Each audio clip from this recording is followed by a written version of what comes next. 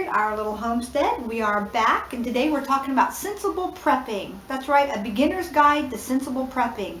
And I told you this was going to be preparedness month, and we were going to get you guys up to date and up to speed on what a prepper is and why we prep, and tell you a little bit more about Our Little Homestead and what's coming up in the future. So we've got our first 4 videos out, and this will be video number 5, all right? So that's the end of the introduction. Let's go ahead and let's get started. So this is to help people or anybody that's curious about homesteading or prepping, explaining what a prepper is, which is just basically preparedness for an emergency in any situation, whether it be major or minor, it wouldn't really matter. You would be prepared for that with bugging in, bugging out, short-term, long-term storage, that kind of thing. And you know, I teach food preservation, and we teach how to survive in the woods, that kind of thing. So go on over, subscribe to Our Little Homestead, because John and I have over, well, almost 800 videos we have up now. So, and there's more going up every day, and we just want to welcome you, and we want you along for the ride on this journey. But anyway, this video is about beginning and prepping, what it is, and how to do it sensibly. So, and to learn from our mistakes and others' mistakes, and to learn at a little bit faster key because of what's going on today. We just found out that the food prices jumped up the highest percentage since 1973. Imagine that, since 1973. And so they tell the farmers to dump the meat and the produce and stuff, and then they turn right around and raise the price on what is out there. They raise the prices on gas and stuff like that. So you're going to see where they're going to keep trying to knock down our economy, kick them when they're down. This is a total, to me, this is just another coup and a takeover of our government and our world system as a world order. That's what I think. I mean, every sign points to it. They're conditioning us for the real thing. And we're just going to start out by answering some of your questions. I think that would be the best way to go. So one of your questions is, what is a prepper? Okay, so I just described to you what a prepper was.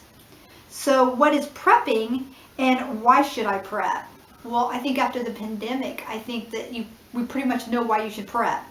You know, who knows what will happen to you, what government will do it to you, or what will happen naturally.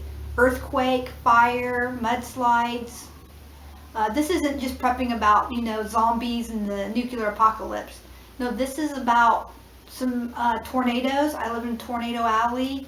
We also get earthquakes. So yeah, I just think that to be wise is to be prepared. And when you're prepared, you're more calm. You're more calm for your family. Your family's more calm. Everybody has a role to play in preparedness. And I do want to say, I do think you should get your CPR license and get certified. You definitely should. So hopefully my guidance in helping you form a new personality to become a prepper, you know, that new mentality that says, I'm just going to buy 2 of these cans of green beans instead of 1. I'm going to buy 4 cans of tomato sauce and set 2 aside. Every time you go to the store, a little something extra. And I do it on a dime. I do it couponing, on sales. I wait for it on sale, and I only buy, learn from my mistakes. I only buy what I know I'm going to eat, and I stay away from pre-made box foods. If, for example, you buy brown sugar. Well, brown sugar hardens up, and even if you put it in the microwave, it really only lasts a few months, right? Depending where you live. And or you can store sugar indefinitely. It's a forever food, really. And you can store molasses forever. Well, that's all brown sugar is. It's a couple of tablespoons of molasses inside a cup or 2 of sugar. And you mix it in the blender, and you have your own. You vacuum seal it, and you've got your own. I even put the little teddy bear, the little wet teddy bear that you can get, the clay teddy bear. I put that down inside and screw it on, or I'll vacuum seal it if I want it to last longer. But you can make your own, and you make it as you need it, and then your forever foods last longer. So that's some of the lessons that I learned that we're going to be sharing with you, okay? We're going to share those with you. And all of that is already on my channel. Just go over there, join the channel, and where the little magnifying glass is, put your keywords, whatever you want to search, in that search bar over on my channel, Our Little Homestead, and something will pop up. Something will pop up. From canning to oven dry canning to gardening to RVing, whatever you want to know, okay? Something I'm pretty sure I've probably done a video on it. But anyway, I hope this will clear up any misconceptions that you may have of what preppers are. You know, but a lot of people, the nearest thing they know of preppers, they think of doomsday preppers. That's a TV show. That's not reality for most of us, okay? It just isn't. We're not jumping around the woods in our skivvies and acting crazy. That's not what this is about. You know, the media always wants to play it up as to be something else. So they'll downplay it if they don't want you to know about it, or they'll play it up and twist it to make fun of it if they're not into it. So don't go. My grandpa used to say, in Anne of Green Gables, raise your hand if you love Anne of Green Gables. And we learned in that show, what did we learn as girls? Only believe nothing of what you hear and only half of what you see, okay? I live by that motto, and I've done pretty good. I do want to tell you that you really need a good manual, a good survival manual, and you really need a good bug out bag with supplies. And we've went over that. We're going to go over that in more detail in these upcoming videos. I'm just getting you jump started here and into the thinking idea of becoming a prepper, a homesteader, whatever you want to call it. There's a little bit of a difference between the two. Not all homesteads are off-grid, but most preppers are eventually working to be off-grid. Their homesteads, a lot of them are off-grid. And some preppers are out there and they're into the weapons and the hunting and they're into survival. There's others who are survival of the fitness and they're more atheistic. They got the others that are Christian preppers, a lot of Christian prepper groups out there. That's the ones that I belong to. And they're out to help one another and to teach others. So that way you can share Christ at the same time where you're teaching other people how to survive a situation like this virus. So those are the ones you usually see online. They give a damn. I'm sorry, it's the truth. And then the others are about themselves. They're more hateful, and they're always pointing their finger and telling you everybody's doing it wrong. But then yet they share nothing. They have no subscribers at all. They don't share anything. They're just the haters. And to be at their own way of doing it, that's fine. Everybody has their own way of doing it, and you really can't do this wrongly. But if you're going to try to save money, then your best way is to find ways to do it rightly.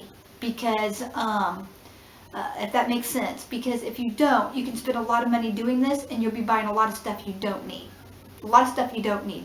You need to start making grocery lists and saving your grocery receipts and looking at what is it that we really buy. And this is a good time to do it because people aren't eating out as much. So now's a good time to look at your grocery list. And then make a list of all the things the store ran out of quickly. And those are the things that, if you need them, those are the things you're going to want to store. And you're going to want to get some good organic seeds so that you can propagate seeds off of that. Okay, you only want to propagate good organic seed. And yes, I have videos on all that. Okay, so how do you become a prepper? Okay, so basically it's just a matter of planning. It's all preppers are planners. Planners for emergencies. That's what we are. Not only do we prep, but we also train for emergencies as well. So we're using our preps and our training every single chance we get. All right? And that's why we like sharing it, because it's like any other teacher. The more you teach it, the more you'll remember it. So the next question is, why should you want to prep? Well, you tell me, why would you want to prep? Why do I want to prep? My personal reason is for my personal situations. Tornadoes, I sell bunkers, so it's also a living for me. Use military training that we've attained, and we just like doing that kind of thing. And also we like to teach. We love to teach and share what we know with others, and we'd like to share our expensive education with others and give it out there for free. I'd also say that it's a pretty basic human instinct to want to survive. Survival is a basic human instinct. So we play off of that and move forward. And I think there is a drive there also to protect friends and family. Okay, so the next question is, how do I start prepping?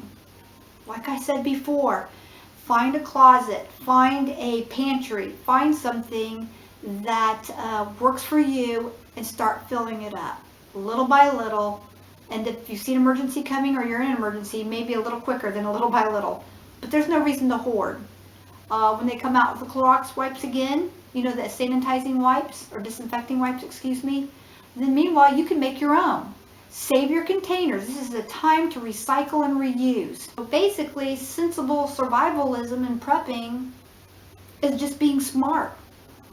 It's about working out what's important to you, about the situation you could find yourself in. Is it mudslides?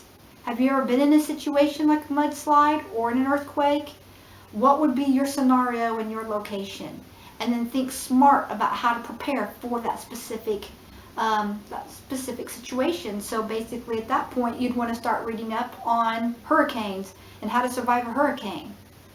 Where to go, maps, plans. Remember my other videos, we talked about the things you'd need for a bug out bag, 72-hour bug out bag, or longer if you felt that you need more time than 72 hours to get back home. Or most likely situations would be bugging in, just like they are for this virus. I always said bugging in would be your most likely scenario. And look what happened. We ended up bugging in. Stay in place. And that's SIP, stay in place. And we, as preppers, it becomes a community. And we can also find other places to stay in place where we can do it as a team. But in this situation, a lot of people didn't do that. That's why people are living off grid in other situations, trust me. There's a lot of people that are living off grid in groups. But then they also want you to join their religious type cults, and then people are leaving those groups because of their crazy religious ideas. So to me, prepping is about being around like-minded people. If you're not around like-minded people, it's not going to work. So you're better off doing it for your family and not a group, not like in a neighborhood type group. It's a lot nicer when you get your neighborhood or your community on board, though. That makes it a lot easier. And so basically you have to figure out what's important to you and your situation that you're going to find yourself in. What's important to you. To be prepared for just a few common scenarios that could happen around you is just sensible. It's just sensible. The farmers have been doing it. The Amish do it. A lot of Americans do it, and around the world they do it. So why not you? Why not the city dwellers? Why not the country people who, I don't know, I guess there's two types of personalities. Some that got out of the country and want to be in the city, and some that are in the city that want to be in the country, and some that are in the city that just want to stay in the city. But either way, no matter what your situation is, you can be a prepper. You can prep for yourself and for your family. You can do it, and you can do it on a dime, a little at a time. But now that this virus hit, now that the grocery prices are supposed to skyrocket, I'm not going to tell you to go out there and hoard, but I'd be a little quicker about it. If you haven't already bought up some groceries now, I would be a little bit quicker about doing. And remember, canned goods last longer than the box goods, and they're cheaper, and they're a cheaper prep at this late date. Because if you don't have a garden, you don't have a garden, and you're not canning, I'm afraid I'm not going to find. I mean, I'm glad I got my canning jars because I don't think I'd find very many more. Like you don't have to buy guns and a bunch of ammo and things like that. That just isn't necessary.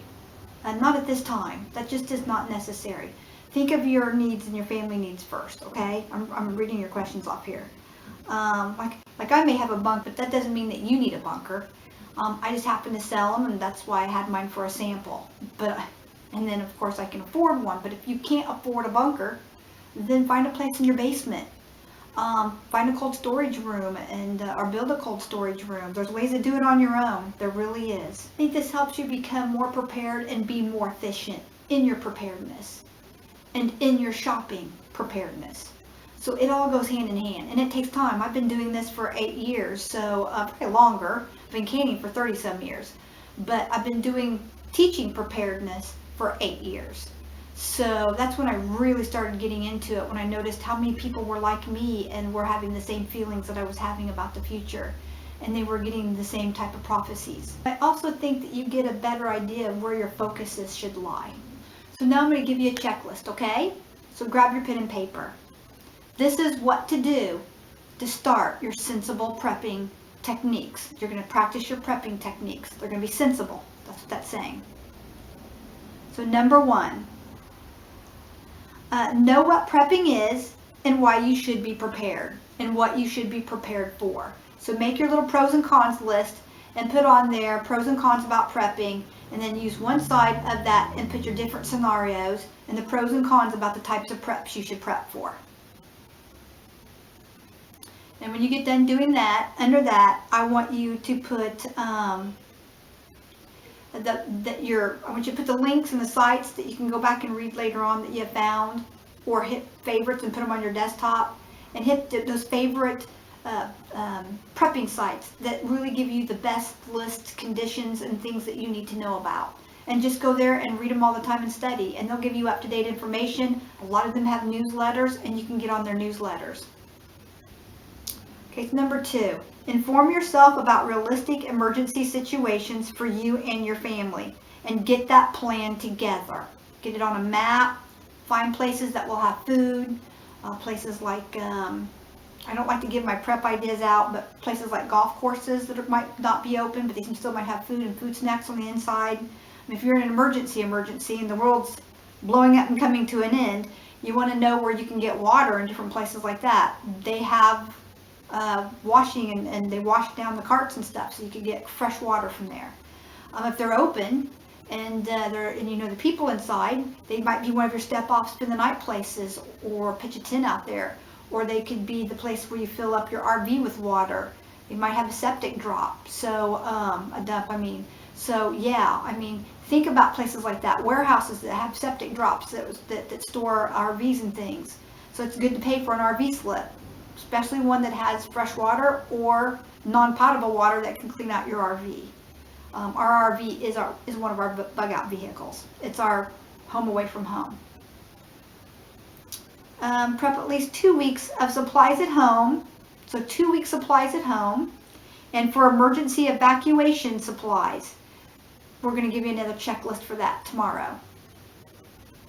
So your supplies for leaving the house need to be stored differently. Like I said in the last video, they need to be stored in totes and buckets, and you need to be able to grab your preps, and you need to be able to go. And you need a vehicle big enough to put the family, their luggage, their bug-out bags, and your cards, your family portraits, pictures, certificates. All of that needs to be in some sort of fireproof, liftable totes or keyed safes, and they need to be able to go. So you need a larger SUV, like a big old Suburban. You need something that's safe, that's reliable. Got to be reliable. New tires on it. You got to be able to get out there and go.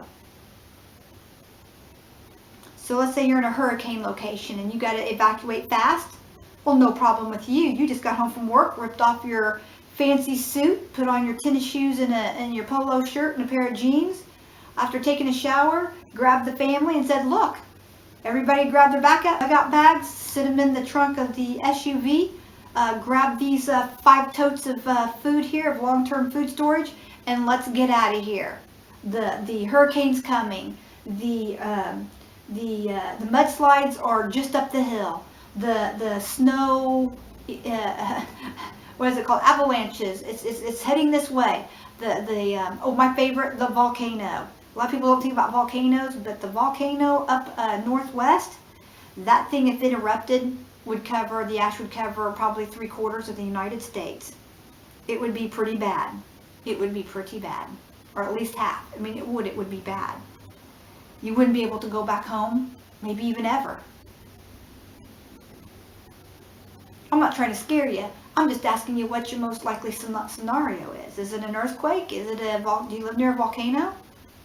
If you live near a volcano, we saw what happened on that one island.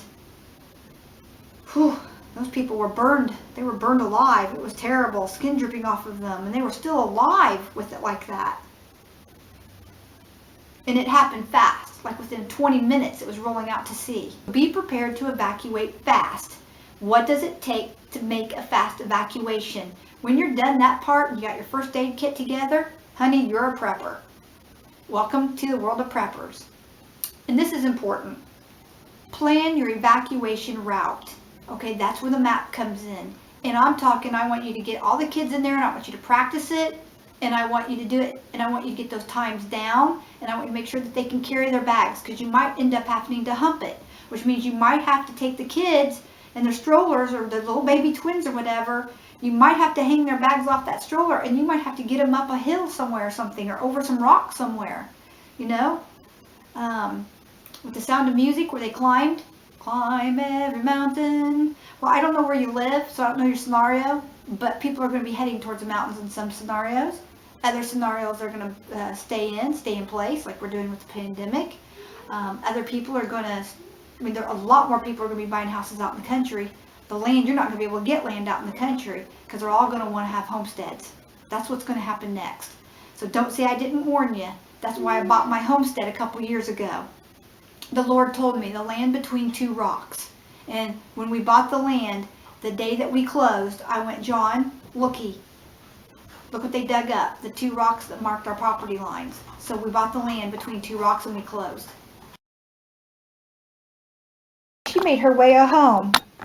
Katie did. Really hard, so be careful. You got a big brass rocking horse. Come on, let's go home. Say goodbye to the horsey.